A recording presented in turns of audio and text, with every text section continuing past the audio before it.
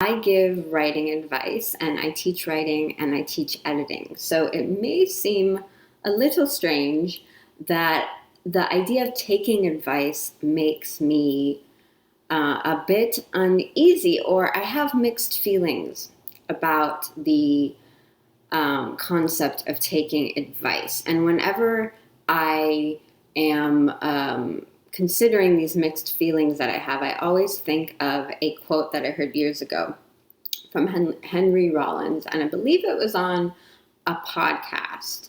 And I'm going to butcher it. I don't remember it exactly, but it was something like, whoever you admire for something, that person didn't ask questions about the best way to do it. They just went out and did it.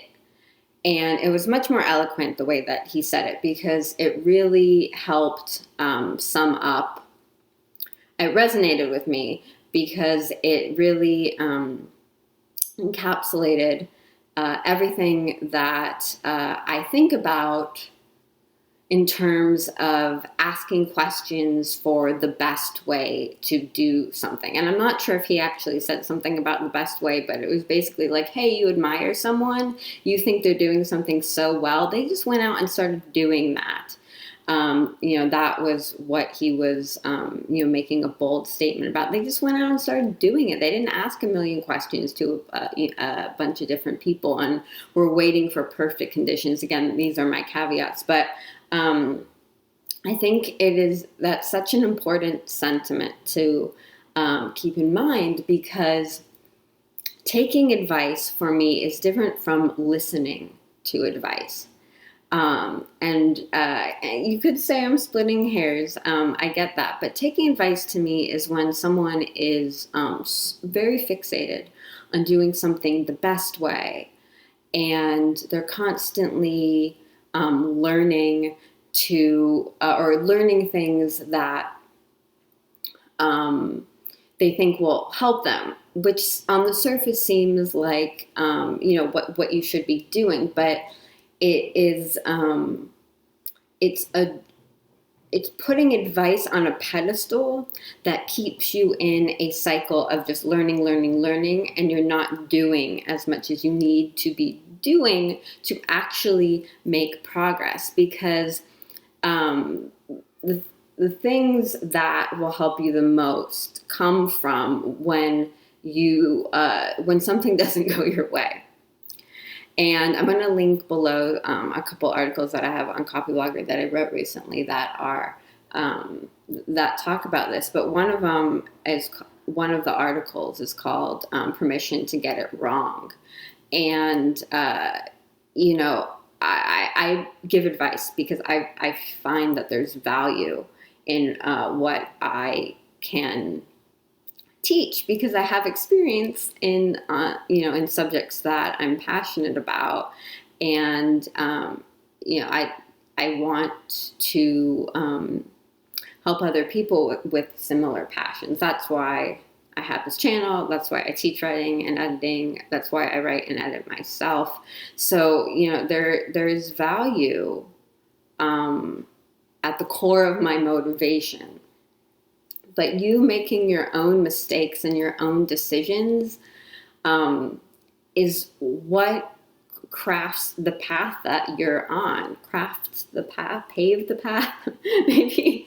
Look, I just made a mistake and I'm going to get closer. It's helping me fine tune to what I'm actually trying to say. But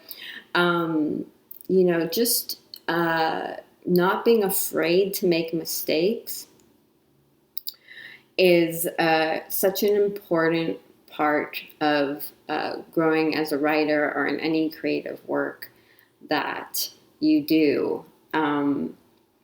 That's how you're going to learn the most. It's not waiting for the best piece of advice that's really going to help you. There's a lot that you can learn from other people. So here again is the splitting hairs of listening to advice and taking advice. And for me, taking advice is, this person did it this way, and if I just do it this way, then everything is going to go smoothly. And it doesn't happen like that. But listening to advice could be, this person did it this way, I'm either going to try it exactly the way that they did, or I'm going to make my own moderations, which is my personal favorite, when you adapt advice to your own specific circumstances and your own creative sensibilities. And then let's see what happens. Taking or listening to advice to me is more, let's see what happens, let's learn from what happens, and then let's pivot accordingly. There's not the expectation when you're listening to advice in the way that I'm explaining it, that something is going to go a certain way. I just think there's a big danger in the concept or idea of taking advice, because it puts expectations on the situation.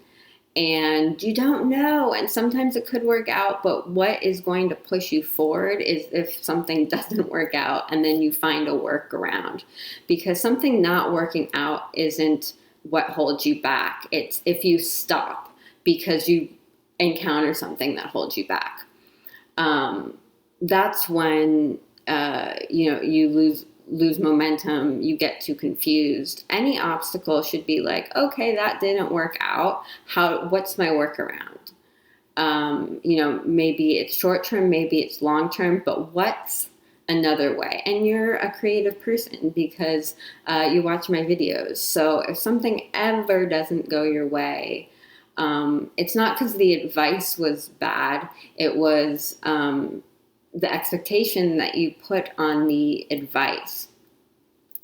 And instead, listening to advice is really more just to use the term, taking it with a grain of salt. It's there, you know what someone did, but you're not expecting that to be the perfect situation for you. And that when you encounter an obstacle or a setback, that you find a workaround. So that is my splitting hairs between taking advice and listening to advice that I have found is the most helpful, because I listened to a lot of advice that did help me, but every time I made it, and this is going to work out perfectly for me, it was just always disappointing. I had much better success when I approached any advice that I was listening to as, just information. It's just information. It's just what someone else did. And you could try to make it work from you, but the beauty comes from when you're actually doing it your way, seeing what happens, and maybe, it pushes you forward, and maybe, there's something else that you need to work through. But what I like to encourage whenever, I don't say it in every video, I say it in a lot of videos, but not in every video. But what I'm really encouraging is for you to just listen to what I'm saying and adapt it to your circumstances. Or if it gives you an idea to do something completely different, is my wish for everything that I'm saying when I talk to you every week. I have one more video this year.